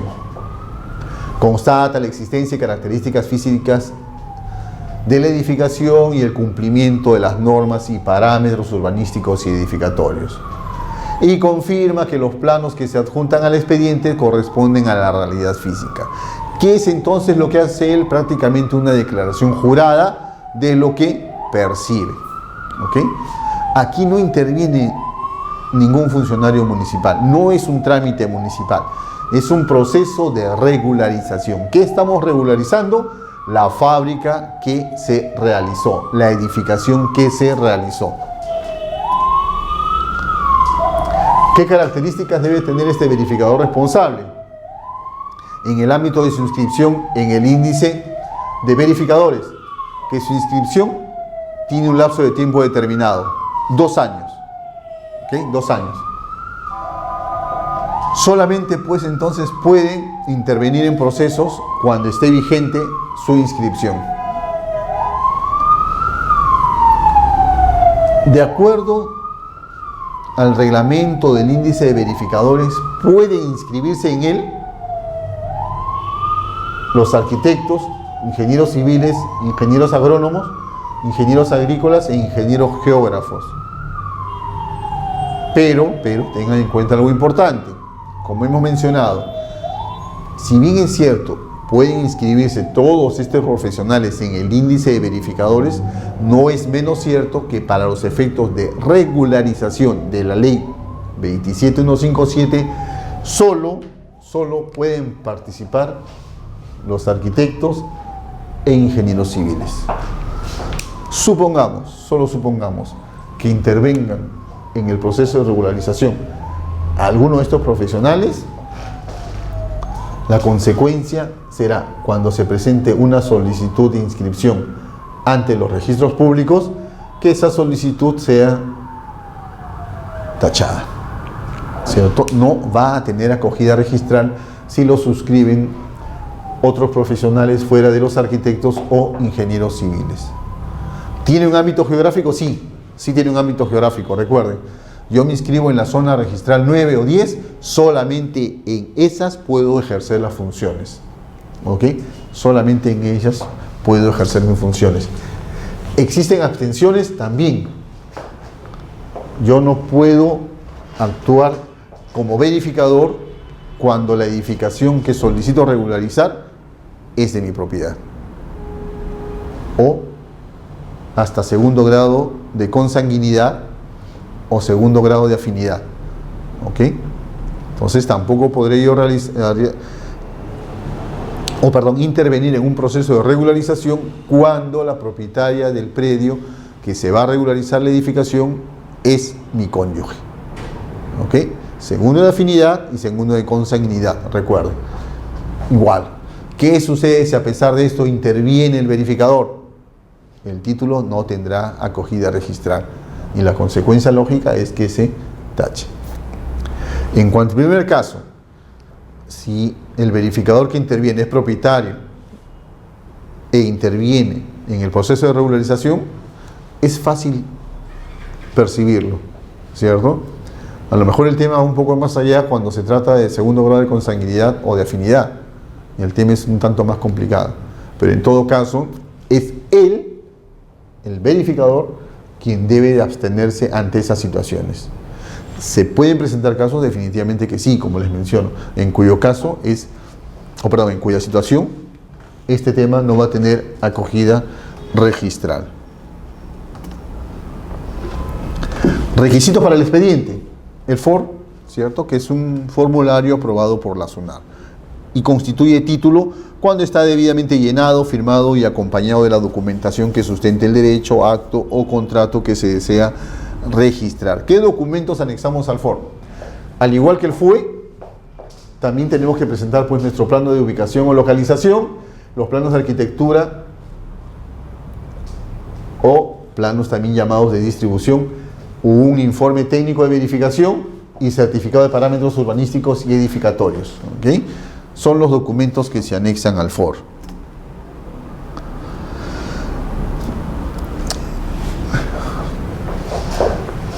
¿Qué pasa si la municipalidad no expide el certificado de parámetros urbanísticos y edificatorios expedido por la municipalidad? ¿Qué es lo que pasa si no lo expide dentro del plazo de 5 días?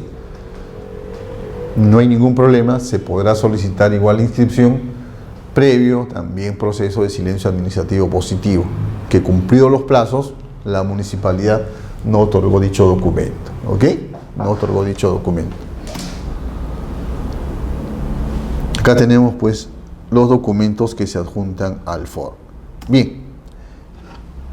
En términos generales, hemos recordado ya puntos o partes importantes de la de la declaratoria de fábrica, que nos van a servir a efectos de poder nosotros comenzar con este tema de reglamento interno e independización. Bien, vean. A partir de acá, hemos dividido nuestro módulo en una parte sustantiva, si se quiere teórica, ¿okay? Si se quiere teórica, del reglamento interno, ¿okay? Una segunda parte que va a constituir en el desarrollo del proceso de calificación. Ya tengo mi reglamento interno, ya tengo mi independización, mi memoria y mi plan de independización. ¿Ahora qué hago? Entra a tallar todas las normas del proceso de calificación, en otras palabras, las normas relativas del reglamento de inscripciones del registro de predios. ¿Okay?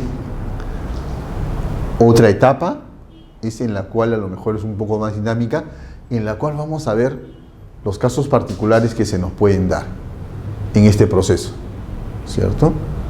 No tanto teórico, porque ya la parte teórica la vamos a estudiar, pero casos particulares en los que se nos van a presentar, por así decirlo. Uy, ¿qué pasó? Me observaron mi título por tal y tal motivo. ¿Y cuál es la solución? ¿Okay? Nos vamos a plantear un problema y trataremos también de dar la solución a ese problema. En la última sesión vamos a ver nosotros algunos precedentes de observancia obligatoria que se han dado con motivo de esta figura o de estas figuras y analizar por último algunas resoluciones que nos parecen importantes para tener ciertas luces en el momento que pretendamos alguna inscripción. ¿Ok? Bien, sin más preámbulos, pues, continuemos ya con el tema central de reglamento interno e independización. Siempre recurrimos a la ley 27157. Dice, la ley 27157, entre otros aspectos, norma el régimen legal al que deberán someterse las unidades inmobiliarias en las que coexistan secciones de propiedad exclusiva y bienes y servicios comunes. Su aplicación es obligatoria cuando las secciones que la conforman pertenezcan a dos o más propietarios y optativa cuando pertenezcan a uno solo. Interesante. ¿Qué significa esto? Primero, que es la ley 27157 la que establece cuáles son los regímenes que se van a dar con respecto a unidades inmobiliarias exclusivas y siempre y cuando existan también bienes o servicios comunes. En la segunda parte nos indica, ojo, la aplicación es obligatoria cuando las secciones que la conforman pertenezcan a dos o más propietarios. ¿Qué significa esto? Significa que si yo tengo mi edificación, digámoslo así, un edificio, lo he dividido en secciones y tienen, por así decirlo, unidades exclusivas y áreas comunes, por ejemplo, las escaleras que van a dar acceso a cada sección en particular.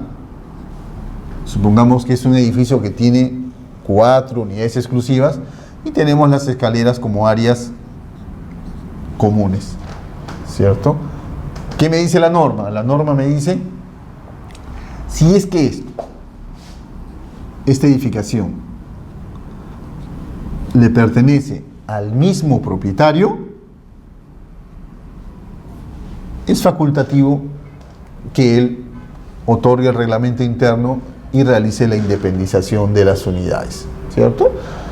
Cuando hablo de único propietario, quiere decir que A sea el propietario de toda la edificación. ¿Y qué pasa si es una sociedad conyugal?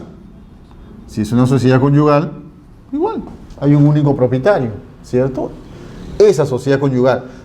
Los propietarios no son los miembros que conforman la sociedad conyugal, sino el propietario es la sociedad conyugal. Si existe una copropiedad, igual, es un solo propietario. Es un solo propietario porque todos son propietarios de todo.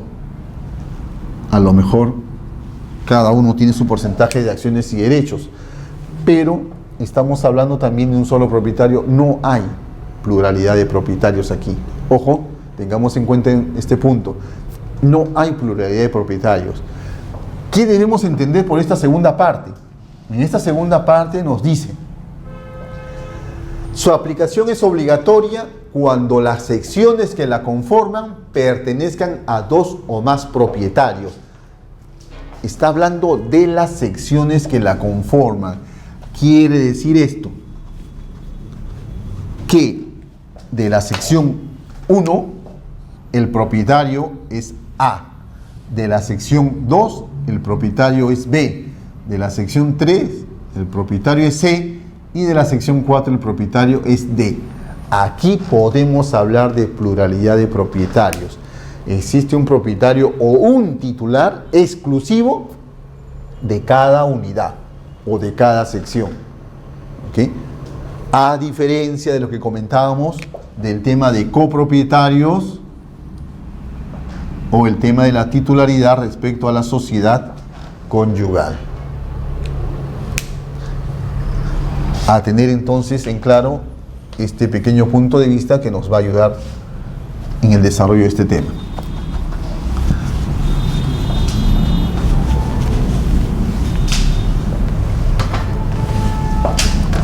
Continuemos.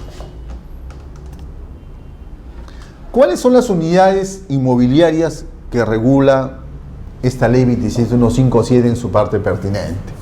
Veamos.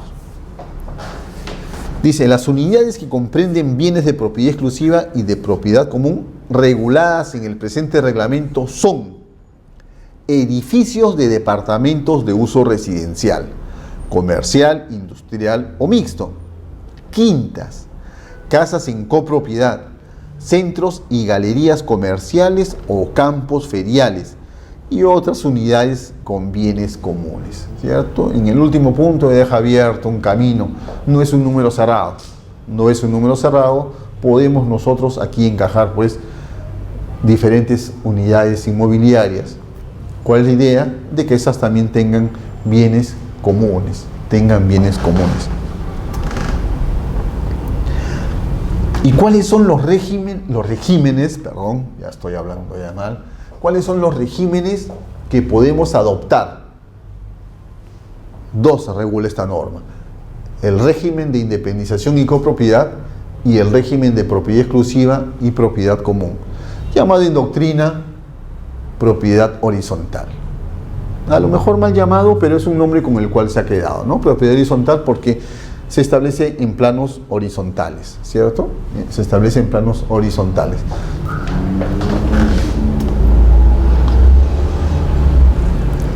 Veamos el desarrollo de cada uno de ellos. ¿En qué consiste cada uno de ellos? En principio dice, el régimen de independización y copropiedad.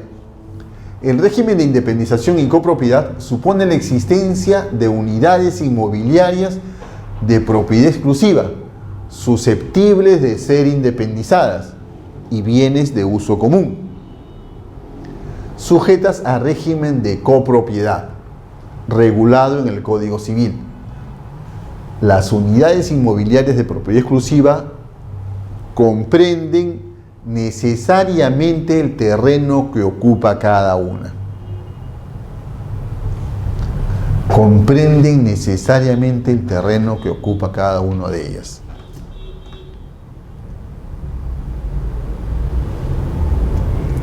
Nos adelantamos un poquito y ponemos un ejemplo. Una independización y copropiedad. Por ejemplo, tenemos casas, llamémoslo así, con bienes comunes. Una cancha de fútbol, su campo de tenis y una piscina. Y los accesos para poder acceder a cada una de estas unidades. ¿Okay? A cada una de estas unidades. ¿Qué nos dice la norma? La norma y el concepto analizado nos precisan que la unidad exclusiva le corresponde el terreno que ocupa. ¿Okay? No se da entonces aquí la titularidad respecto a planos horizontales. Soy propietario de mi unidad exclusiva y yo puedo edificar sin ningún problema. ¿Ok?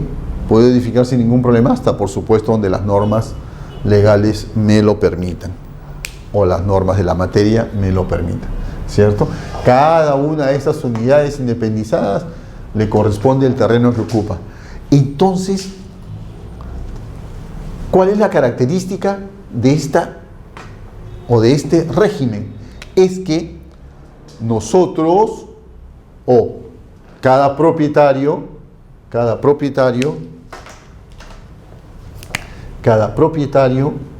¿okay?, es único titular de su unidad, incluido, por supuesto, terreno, que es la característica de este régimen. Y somos copropietarios respecto a las áreas y bienes comunes.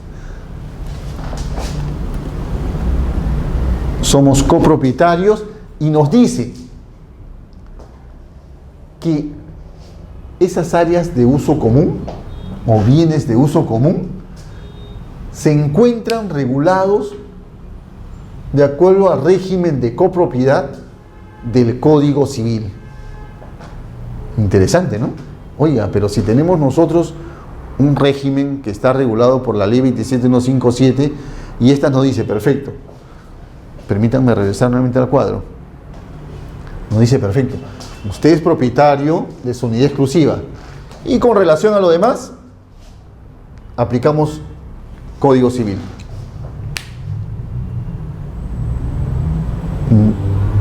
La pregunta que surge en mi retina es, ¿y para qué constituir régimen? ¿Para qué? ¿Tiene sentido constituir un régimen de independización y copropiedad si yo soy titular de esa unidad y de todo el terreno? Solo, única y exclusivamente, yo puedo ejercer mis derechos respecto de ese predio. Y de todo lo demás, de las vías y de los bienes comunes, soy copropietario. Me pregunto, ¿y la copropiedad acaso no está regulada en el Código Civil? Es más, la misma norma no me remite al Código Civil para la ejecución de cualquier acto de administración o de disposición, ¿cierto? ¿Por qué? Porque para cualquier acto de administración no necesito una junta de propietarios. ¿Por qué? Porque la ley me establece cuál es la forma mediante la cual yo puedo administrar ese bien en copropiedad. También me establece si yo tengo algún acto de disposición respecto a ese bien, como lo vamos a ver más adelante. Si yo quiero disponer de los bienes dados en copropiedad o de los bienes que son o constituyen copropiedad respecto a todos los titulares de las unidades exclusivas, ¿qué hago?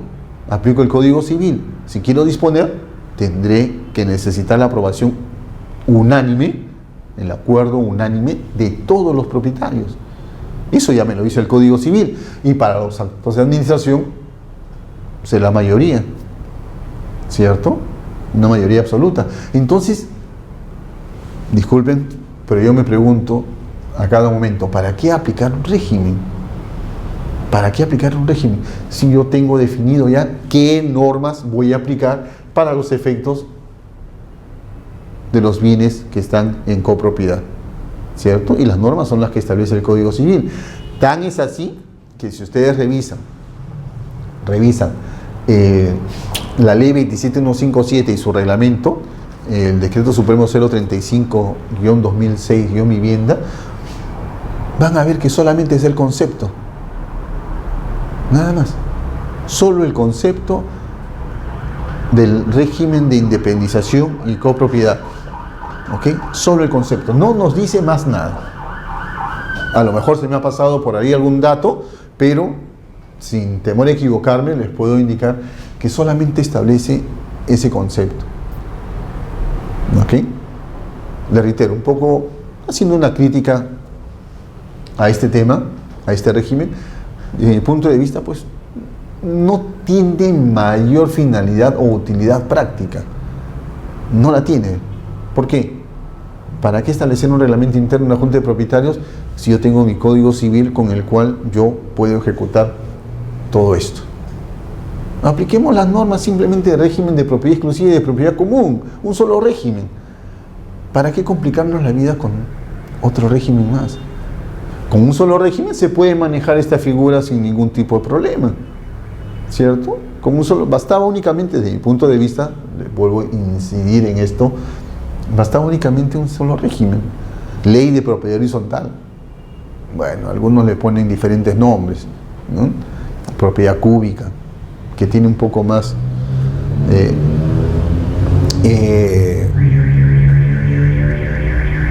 de concepto hacia lo que queremos o pretendía la ley de propiedad horizontal, ¿cierto? Pero ahora vemos que la propiedad exclusiva y propiedad común se puede dar en planos de un solo nivel, ¿cierto? Pero en todo caso, pues lo importante es que existan unidades exclusivas y áreas o bienes comunes. Respecto a esto, es solamente a manera de comentario. ¿Se puede aplicar este régimen? Sí. Igual, Solo como ejemplo, no es un caso que se dé en la vida real. Hay lugares, algunos distritos, no les menciono ninguno porque a lo mejor puedo estar errado, en los cuales, por ejemplo, no podemos subdividir predios que tengan menos de 1000 metros cuadrados o sublotes que tengan menos de 1000 metros cuadrados, ¿cierto? ¿Y qué hago aquí? Digo, no puedo subdividir, pero tengo ya vendido una parte de ese predio, de ese lote. Solo a manera de comentario, no lo hagan ustedes, por favor, no es un consejo. ¿Qué hacen? Se crean un área común. Se crean un área común. Y como no se puede subdividir, ¿qué hago? Aplico régimen de independización y copropiedad. Y le sacamos la vuelta a la norma. Como no podemos subdividir, tenemos aquí un mecanismo legal, ¿cierto? Tengo mi acceso común, un área común y aplico el régimen de independización y copropiedad y ya tengo una unidad inmobiliaria exclusiva y acá está otra unidad inmobiliaria exclusiva. No puedo subdividir, pero sí puedo aplicar reglamento interno. ¿Por qué? Porque para el tema de la subdivisión, ¿quién interviene? La municipalidad. Y la municipalidad no me va a permitir subdividir un lote si es que no tiene como mínimo un área ocupada de 1000 metros cuadrados. Sin embargo, puedo aplicar un régimen porque ahí no interviene la municipalidad, ¿cierto? Pero estoy pues involucrando a toda la edificación en su conjunto a un régimen. No se va a apartar durante su existencia, no se va a apartar de este régimen. ¿Ok? Queda ligado a ese régimen. Bueno, continuemos.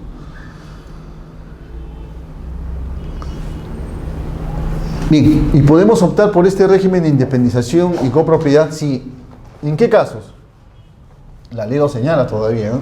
Para que ustedes vean. En casi todos, a excepción de la propiedad en planos horizontales. Dice, se puede optar por este régimen en el caso de quintas, ¿okay?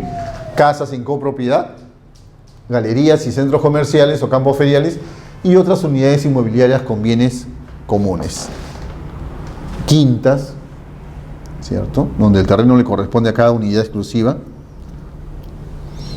Casas en copropiedad, soy dueño del terreno, no solamente lo edificado, la forma cúbica, no. Soy dueño del terreno y también puedo crecer verticalmente conforme a las normas de la materia. También en centros y galerías comerciales, también no tengo ningún problema de poder yo establecer este régimen en estos casos. En contraposición a este régimen está el régimen de propiedad exclusiva y de propiedad común. ¿Cuál es el concepto? Dice, es el régimen jurídico que supone la existencia de una edificación. Ajá. ¿Qué quiere decir? ¿Que en el otro régimen no era necesaria una edificación? Aparentemente no. Aparentemente. Vea, continuemos. Dice, es el régimen jurídico que supone la existencia de una edificación o conjunto de edificaciones integradas por secciones inmobiliarias de dominio exclusivo pertenecientes a distintos propietarios y bienes y servicios de dominio común. Cuentan con un reglamento interno y una junta de propietarios. ¿Ok? Dos puntos a tener en cuenta. Nos está hablando de secciones inmobiliarias de dominio común exclusivo y que éstas pertenezcan a distintos propietarios. Que éstas pertenezcan a distintos propietarios. A manera de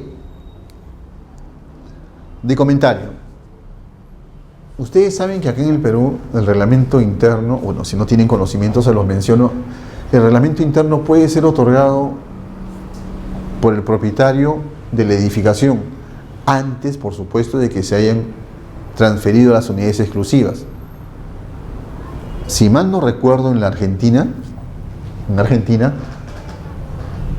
se otorga el reglamento interno cuando las unidades exclusivas han sido transferidas y tienen cada una de ellas a sus diferentes propietarios con relación al originario. ¿Okay? Entonces son los propietarios de las unidades exclusivas quienes otorguen el reglamento interno. Aquí en el Perú no. Es el propietario, llamémoslo así, propietario-constructor, quien puede otorgarlo unilateralmente, ¿cierto? Él realiza la edificación, hace reglamento interno, preindependiza, único propietario. Cuando transfiere, ya tiene su reglamento interno inscrito y las unidades independizadas. En la Argentina, si mal no recuerdo, como les repito, no se permite la declaración unilateral. Tiene que ser de los propietarios. ¿Y cuándo se otorga? Cuando existe pluralidad de propietarios. Bien. Acá entonces entra a tallar el tema de la edificación, ¿no? Recuerdan cómo era importante la fábrica y más adelante vamos a ver cuán tan importante era también. Entonces decimos pues la existencia de secciones de propiedad exclusiva y secciones de propiedad común. Pues, las secciones de propiedad exclusiva pueden ser unidades de vivienda, ¿cierto? O unidades comerciales. Y las secciones de propiedad común, normalmente pues los pozos de luz, las escaleras, los pasadizos, etc. ¿Okay? Esas son la distinción que podemos hacer entre las unidades exclusivas y las secciones de propiedad común.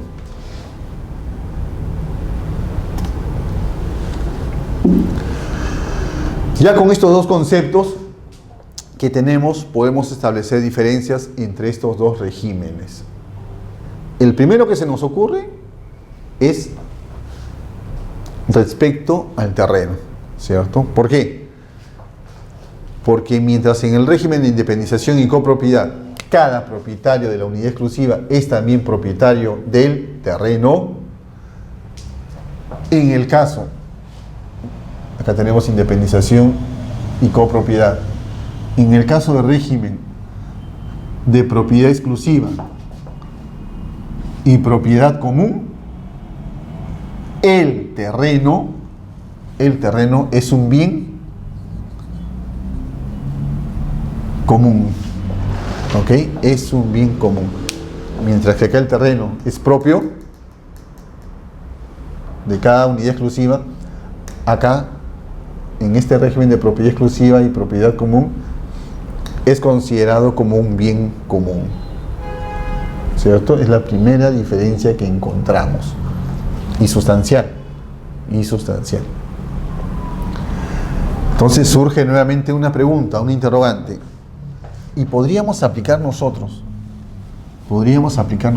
el régimen de independización y copropiedad respecto a una edificación que tiene planos horizontales? La respuesta bastante fácil, ¿cierto? Sería no. ¿Por qué? Porque hemos indicado que para que se pueda aplicar este régimen es necesario que el propietario también lo sea del terreno.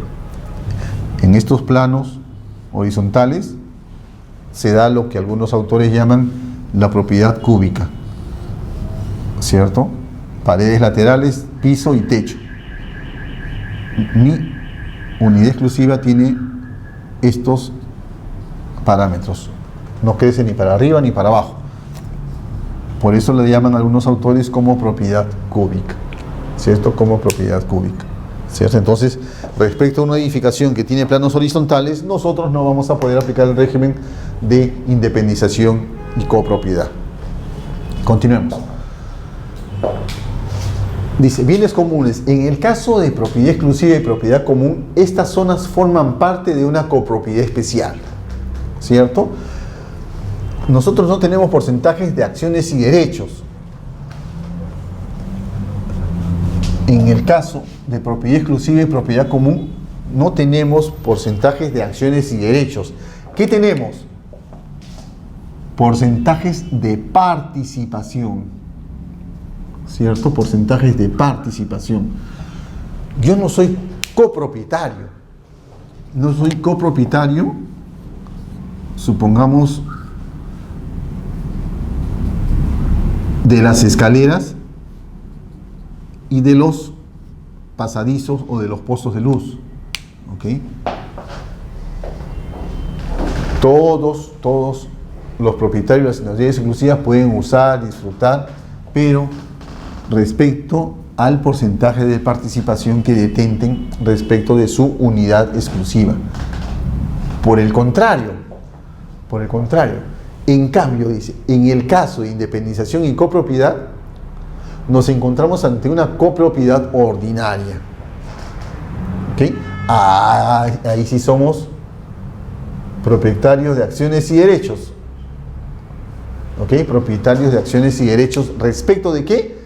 De las áreas y bienes comunes. Aquí, ¿qué aplicamos? Los porcentajes de participación respecto a las áreas y los bienes comunes. Aquí somos titulares, aplicando Código Civil, de acciones y derechos, ¿cierto? Y cada vez que tengamos que recurrir a solucionar un tema o aplicar un tema respecto a independización y copropiedad, ¿a qué norma recurrimos?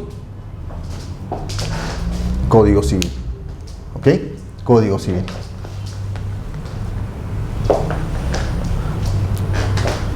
Un tercer punto de diferencia lo encontramos en la desafectación. Para la desafectación de zonas comunes en el régimen de propiedad exclusiva y propiedad común, se requiere el voto favorable de los 2/3 de porcentajes de participación, mientras que para el régimen de independización y copropiedad se requiere unanimidad de los propietarios. Si son 10 copropietarios, los 10 tienen que estar de acuerdo para que proceda la desafectación de las zonas comunes. ¿Okay? Si no hay acuerdo unánime, no hay desafectación.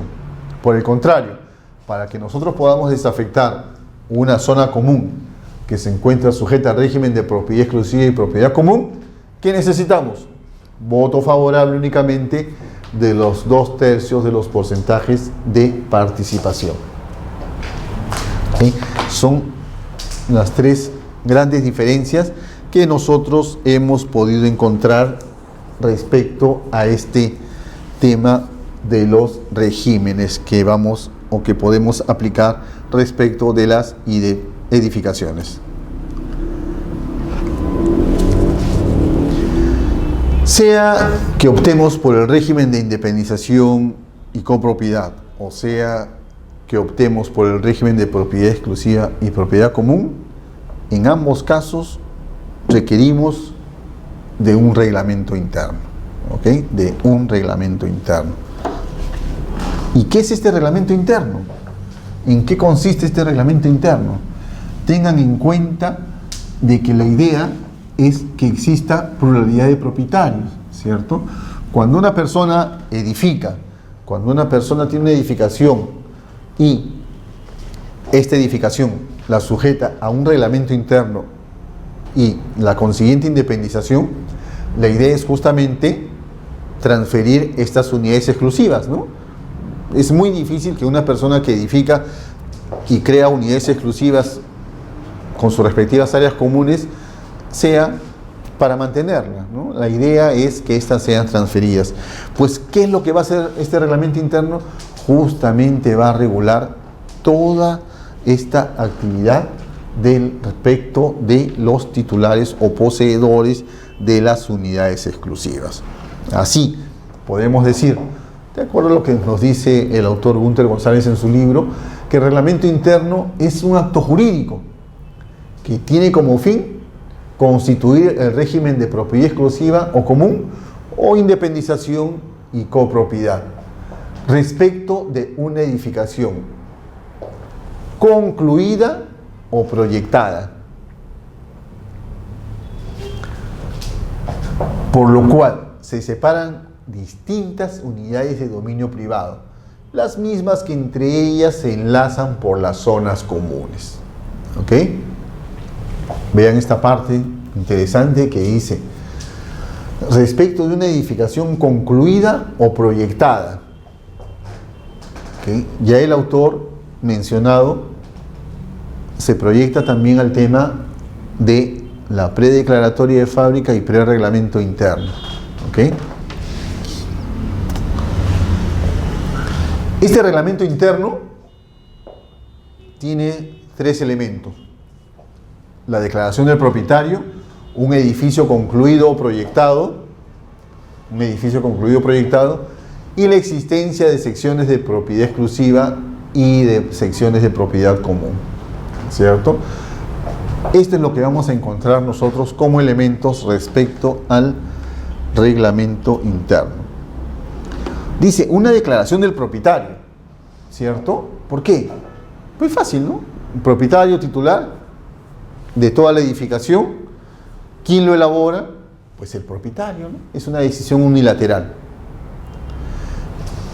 Pero como habíamos indicado también en el inicio de nuestra conversación o de nuestra pequeña conferencia, habíamos indicado que también existen unidades que ya tienen pluralidad de propietarios, ¿cierto? ¿Y qué pasa con ellas? ¿No podrán constituir reglamento interno acaso? Solamente es respecto del propietario. ¿Y qué pasa cuando hay pluralidad de propietarios? Cuando ya estas unidades están independizadas y transferidas, también podrán establecer u otorgar el reglamento interno. Vamos a ver también su procedimiento, porque este sería un procedimiento también que se tiene que regularizar, el reglamento interno de independización. ¿Por qué? Porque ya existe de hecho, ¿cierto? Ya existe de hecho. Tengan en cuenta que hay muchas edificaciones que han sido transferidas con unidades exclusivas, que han sido transferidas y que de hecho están viviendo sujetas a un reglamento, pero que no está regulado. ¿Ok? ¿Y qué se necesita? Hacer la regularización de ese reglamento interno, que también tiene su proceso. ¿En dónde? Lo adivinaron, en la ley 27157. También vamos a estudiar qué es lo que pasa con estas unidades exclusivas que fueron transferidas, pero formalmente no existe un reglamento interno, ¿cierto? En su momento lo vamos a ver. Entonces, nosotros decimos, esta declaración de propietario respecto al reglamento interno es un acto unilateral, ¿cierto? Es un acto unilateral. ¿Por qué? Porque la ley nos permite, antes de transferir las unidades, que el propietario pueda otorgar el reglamento interno. Acuérdense el ejemplo de Argentina. ¿Qué necesitábamos en el tema de la legislación argentina? No procedía con esta declaración. ¿Qué tenía que haber? Pluralidad de propietarios. Ellos eran los llamados a otorgar el reglamento interno. ¿Ok? Por eso decíamos o hacemos esta pequeña distinción.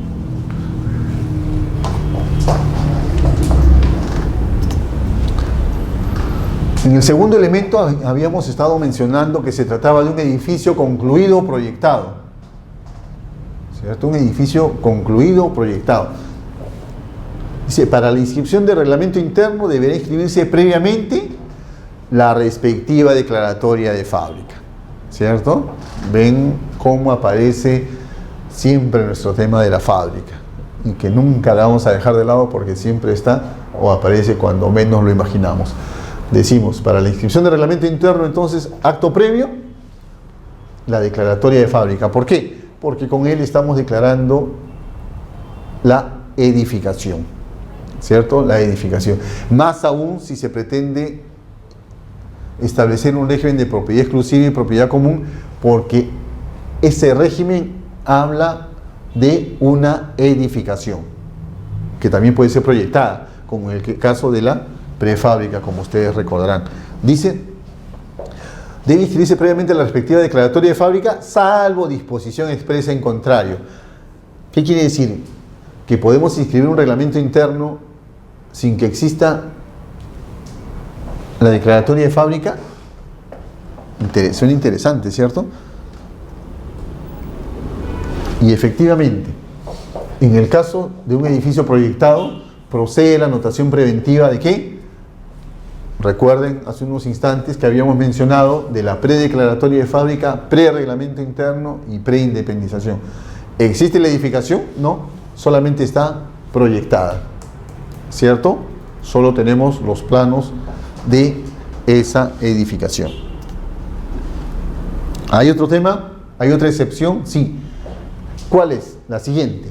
Dice: cuando la resolución municipal autoriza la subdivisión de predios configurados como quinta para independizar las unidades inmobiliarias que la conforman, debe inscribirse previamente el reglamento interno de propiedad exclusiva y propiedad común o reglamento interno de independización y copropiedad.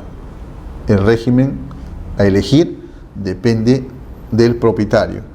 Para la inscripción del reglamento interno no constituirá acto previo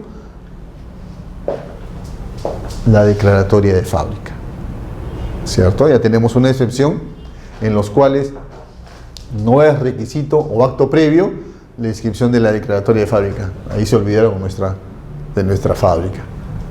¿Ok? Tenemos una subdivisión tipo quinta. ¿Qué quiere decir tipo quinta? Que tenemos un acceso a un pasaje común para poder, valga la redundancia, acceder a cada una de las unidades exclusivas. Pongamos este ejemplo en un gráfico. No pinta muy bien. Este es el área del terreno total. Pues bien, yo solicito vía municipal una subdivisión, ¿ok? Pero la característica de esta subdivisión es que tengo un pasaje que me da acceso a los diferentes sublotes, ¿ok? Como quiera, me dice la norma, para que proceda esta figura es necesario que yo inscriba un reglamento interno con el régimen que desee. El régimen lo eligen los propietarios o el propietario, ¿ok? Acá, como se trata de una subdivisión, ¿ok? Y en el caso de la subdivisión no es requisito sine qua non tener una edificación, ¿ok? No es requisito la edificación para una subdivisión, pero dada la característica que se trata de una quinta con un acceso común que nos exige la norma, que se inscriba conjuntamente el reglamento interno, ¿cierto? Es una de las excepciones que la fábrica no constituye acto previo para el reglamento interno. Interesante esta figura, pero como les repito, solamente se da en los casos o en los temas de subdivisión por resolución municipal. Tenemos nuestra resolución municipal que nos autoriza la subdivisión de lotes tipo quinta, que se configura tipo quinta, necesariamente entonces, ¿qué debemos de otorgar? También nuestro reglamento interno. Algunos autores, bueno, específicamente un autor, Gunther González, establece que tampoco se necesita fábrica o edificación cuando se trata de centros y galerías o campos feriales, ¿cierto? ¿Por qué? Con cierta lógica nos indica, en un campo ferial o en una galería, ¿qué es lo que se establece? Puestos, ¿cierto? Puestos comerciales. Y estos no necesariamente tienen que estar edificados. Lo importante para ellos, ¿qué es? Tener los accesos para que el público pueda transitar libremente. Pero respecto de cada unidad exclusiva, se formula la pregunta, ¿y es necesario que esa unidad exclusiva tenga una edificación? No. Él indica, basta únicamente un trazado de cada uno o de cada una de las unidades para poder determinar nosotros un régimen. ¿Tiene sentido? Sí. Sí, tiene bastante sentido y bastante lógica, ¿cierto? Pero trasladémonos al campo registral para ver si tiene acogida, ¿cierto? A veces es un tema por analizar, pero a priori yo diría que sí tiene bastante sentido y bastante lógica cuando hablamos nosotros de centros o galerías comerciales o campos feriales. Tienen este aspecto, bajo este punto de vista, bastante congruencia.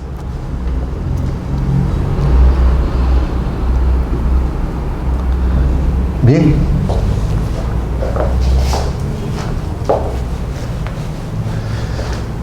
Y para concluir, nos quedamos con una interrogante o con una pregunta, dice.